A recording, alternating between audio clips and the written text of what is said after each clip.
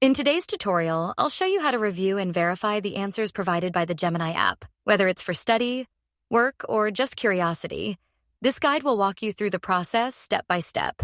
Start by opening the Gemini app on your device and logging into your account if you haven't already.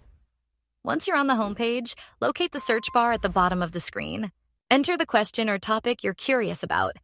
For example, let's type in the price of the Samsung S24. After entering your query, hit the search button. The Gemini app will generate a detailed answer based on its internet search. In this case, it provided information on the price of the Samsung S24. To ensure the answer's accuracy, scroll down below the response and tap on the Google icon. The app will analyze your query further and present highlights to help you assess the reliability of the answer. A green highlight indicates the information is correct, verified, or complete. An orange highlight suggests there's a warning or potential issue, meaning the answer might not be fully accurate. No highlight indicates that the answer could be incomplete or incorrect. By checking these highlights, you can evaluate the quality of the information provided and cross-reference it if needed. If you found this tutorial helpful, give it a thumbs up and share it with others.